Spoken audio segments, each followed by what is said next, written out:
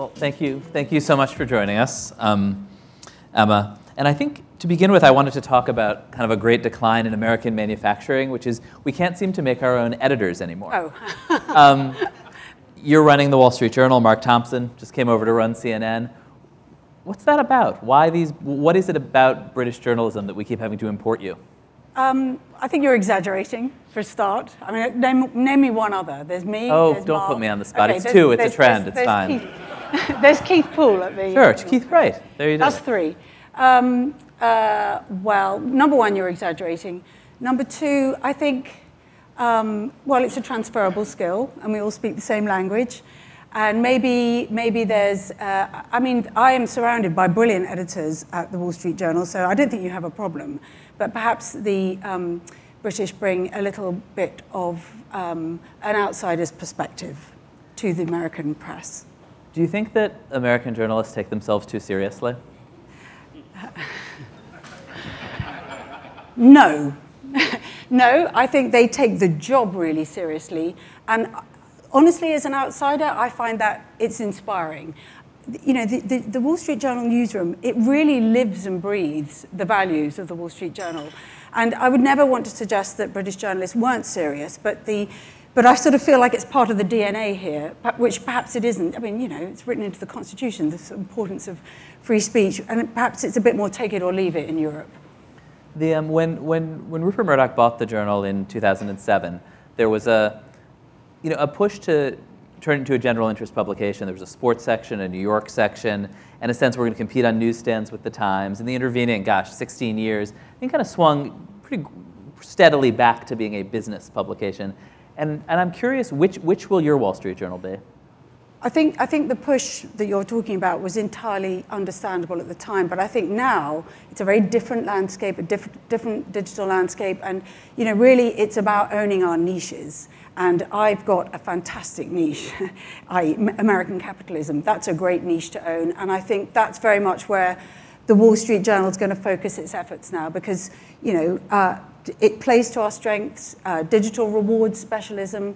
So I think, you know, if you've got the whole of American capitalism and by definition, you know, the global economy to play with, then I think you should very much focus your efforts around that. Now you, I think I read one of our colleagues' publications yesterday that you put out a memo sort of laying out a vision for the Journal. The line was audience first, which I'm sure nobody can actually disagree with. But you've also made a lot of really abrupt changes over there. You've moved a lot of people around. I think you recently fired the longtime Page One editor, which seemed to be kind of symbolic of like kind of shaking up this publication that's really known in our profession for this very complex, well-tuned internal machinery and this big, complex internal machine. And I guess, you know, do you have any worries about losing whatever it is that made the Journal distinctive? And I guess just, you know, what are you doing? Can you explain the...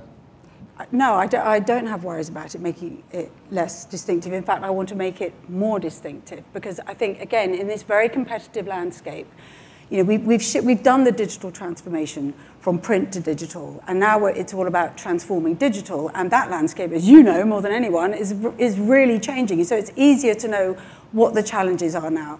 And the future for the Journal lies in it being really distinctive. It's got to be offering something different. It's got to give our subscribers something they didn't know. It's got to explain something. It's got to give them something that they can use in their lives. And so all the changes I'm making are about making sure the newsroom is fit for this, you know, this new landscape that we face. And audience first, yes, it sounds really obvious. I mean, of course we're audience first, but when you really think about it, it's a radical idea. It's genuinely putting yourselves in the feet of readers and thinking, okay, what do they want from the Wall Street Journal? What can we give them that they're not getting anywhere else? And I think, does that no longer mean, you know, really, really complex, long features that are quirky and took like 11 months, and the reporter like spent 6 of those months wanting to kill his editor? And I mean, is that not necessary? No. We will still, hopefully they won't want to kill editors, but we will still have those pieces. You know, the point is, if you're looking at something, some pieces benefit from 11 months worth of reporting, and you know, you'll go back and do the extra rounds of reporting because they're needed. Then other pieces, you know, time will be more important. We're completely open-minded, but the point is to give everything that journal lens to make sure that what we're offering, whether it's long form, revelatory, distinctive enterprise features, or what used to be called page one leaders, or whether it's a scoop that we rattle out really quickly. It's about being distinctive. As a sort of digital, the cheapest way right now to consume the Wall Street Journal digitally is to subscribe to Apple News. Sort of cheapest and maybe least distinctive. How does that deal fit in, or does it fit into this vision?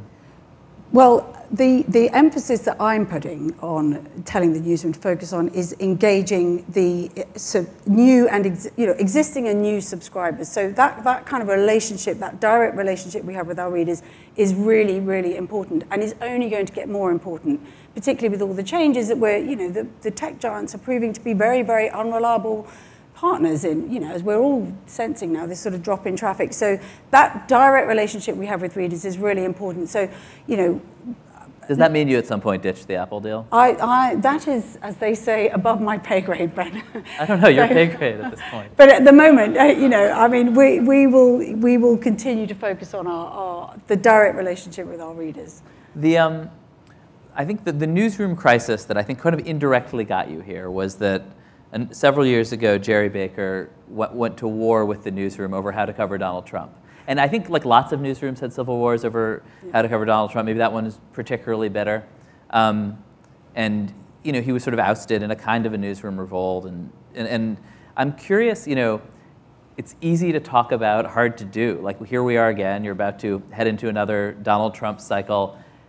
And I'm curious how you manage that pretty complicated dynamic of a newsroom, a probably center-left newsroom, a pretty staunchly right-wing editorial page, Lachlan Murdoch is your boss, and Donald Trump running for president. It's making it sound so dramatic.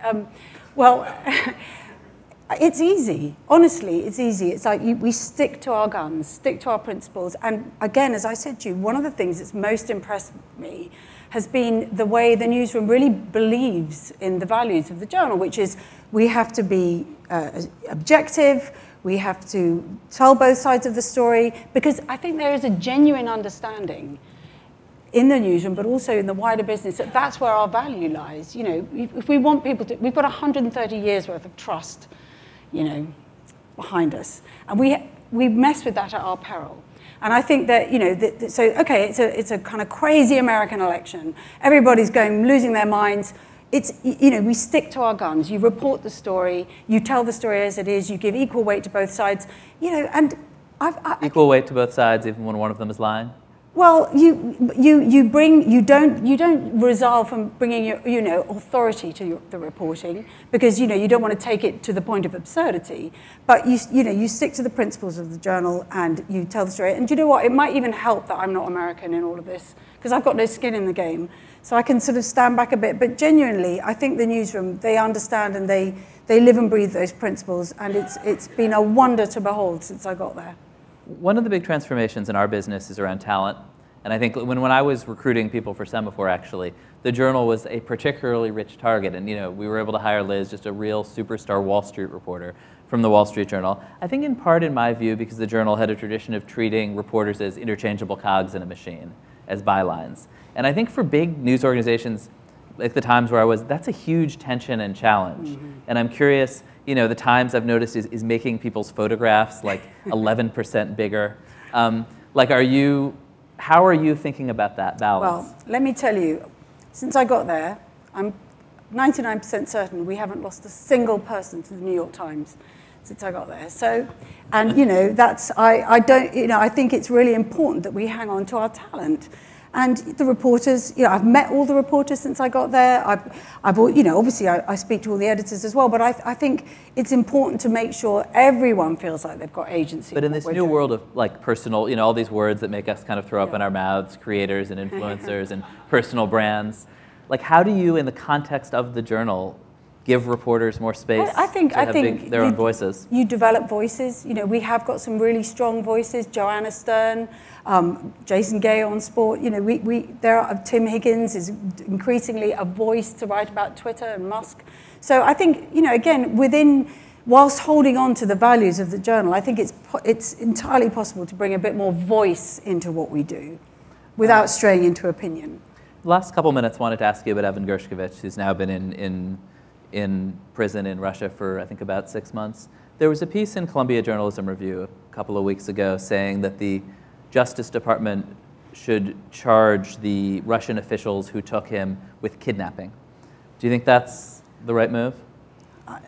Liz, it's a horrible situation, and I don't know whether that's would help or hinder. All we want to do is the right thing by Evan. You know, in terms of his release, that's obviously out of our hands, and I know that the State Department's doing everything it can. All we can do, and Jason Rezaian from the Washington Post came to talk to us last week. It was 6 months of Evan's detention, so we invited him in, and we talked about the importance of keeping him in the news. That's what we can do, and you know, it's what we've had so much support from the wider journalistic community, which has been amazing. That's our job, that's what we will keep trying to do, because we know that it makes a difference. It's important for him to continue to be front of mind. And Jason was saying that when he was in captivity for nearly 2 years in Iran, it made a big difference to his own morale, so, you know. I mean, I think we're all thinking about him, but it seems, which is not always the case, that the State Department really is, and the administration is very engaged.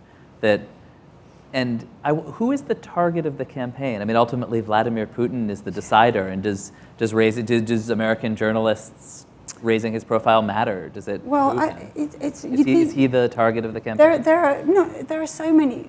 One of the things that's been amazing is the numbers of offers of help that we've had. And you know, you don't want to say no to any of them, because you never know which one might be the thread that sort of unties the whole thing, or the piece of the jigsaw puzzle that finally fits, that gets him out of jail. So I think keeping him front of mind just means that, you know, people are still thinking about him, they're talking about it, and you know, eventually we will piece together something that will allow him to be freed. So it's you know, there may come a time where perhaps we're told to dial down the efforts, but for now, we're going to carry on making as much noise as we can. Great. Well, thank you so much for taking the time. Thanks.